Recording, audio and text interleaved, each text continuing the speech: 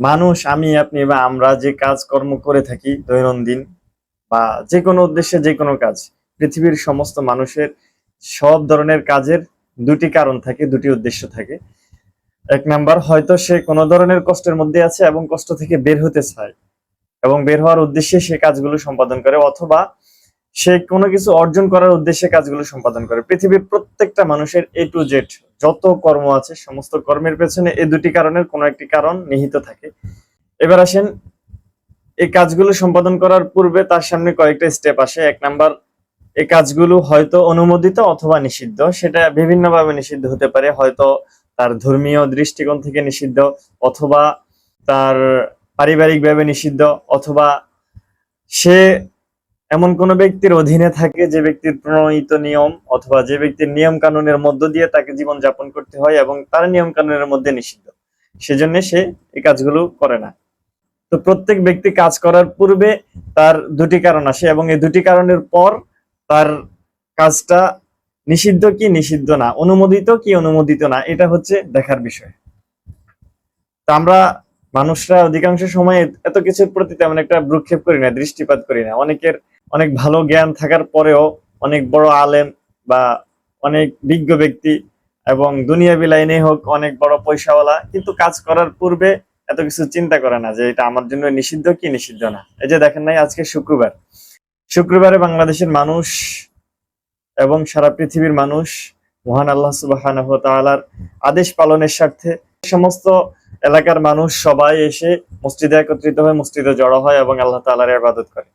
আজকে এই শুক্রবারের দিনে জুমার নামাজের সময় বাংলাদেশের জাতীয় মসজিদ বাইতুল মুকাররমের মধ্যে কোনো এক আলেম, তিনি বাইতুল মুকাররমের সাবেক খতিব ছিলেন, এখন বর্তমানে নেই, যে কোনো কারণে তিনি আসছেন এবং যে কোনো কারণে তিনি চলে গেছেন। আজকে হঠাৎ করে তিনি, মুসল্লিরা যখন মসজিদের মধ্যে নামাজরত, বয়ান চলতেছে অথবা নামাজের পূর্ব মুহূর্ত বা নামাজ এখনো শুরু হবে এমন মুহূর্ত, খুতবা চলে, এই ধরনের মুহূর্তে তিনি তার সাঙ্গপাঙ্গ নিয়ে আসছেন, এসে মুসল্লিদের উপর হামলা করছেন এবং ওখানে যিনি ইমাম ছিলেন তার উপর হামলা করেছেন। নিঃসন্দেহে তার এই কাজ, এটা মানুষ কখনো তার কাছে প্রত্যাশা করে না এবং এটা অন্যায়, এটা অপরাধ, এটা জঘন্য, এটা সে নিজেও জানে, কিন্তু সে এমন কাজ সম্পাদন করছে।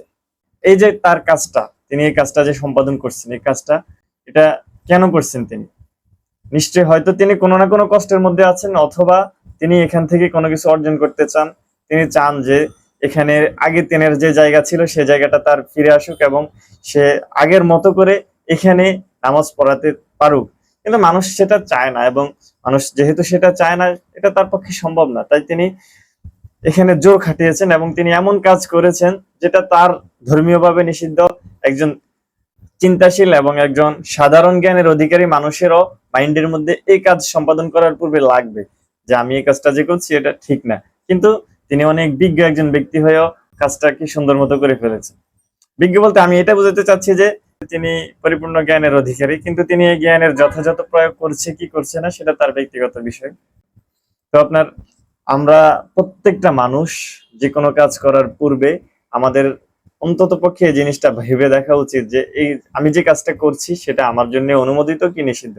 যদি আমার জন্য অনুমোদিত হয় তাহলে আমি করি, আর যদি আমার জন্য নিষিদ্ধ হয় তাহলে আমি যতই শক্তির অধিকারী হই, আমি যতই ক্ষমতার অধিকারী হই, আমার যতই অর্থ সম্পদ ইত্যাদি থাকুক না কেন, আল্লাহ সুবহানাহু ওয়া তাআলা উপরে একজন আছেন, তিনি ইনসাফগার, তিনি কোনো মানুষের উপর জুলুম করেন না। তো আমি যে কাজটা করতে চাচ্ছি সে কাজটা যদি অন্যায় হয়, যদি সেই কাজটা নিষিদ্ধ হয়, কোনো না কোনো ভাবেই নিষিদ্ধ হয় এবং এমন নিষেধ যে নিষেধ আমার উপর পালন করা আবশ্যক, তো এই কাজটা আমার দ্বারা সম্পাদন করা, এটা আমি যতই ক্ষমতার অধিকারী হই আর যত শক্তিশালী হই এবং যত অর্থ সম্পদের অধিকারী হই, এই কাজটা যদি আমি সম্পাদন করতে যাই, আল্লাহ সুবহানাহু ওয়া তাআলা কোনো না কোনো ভাবেই বাধা সৃষ্টি করে দিবেন এবং আমার যে শক্তি এটা আজ কাল বা নির্দিষ্ট একটা সময়ে এসে নস্যাৎ হয়ে যাবে।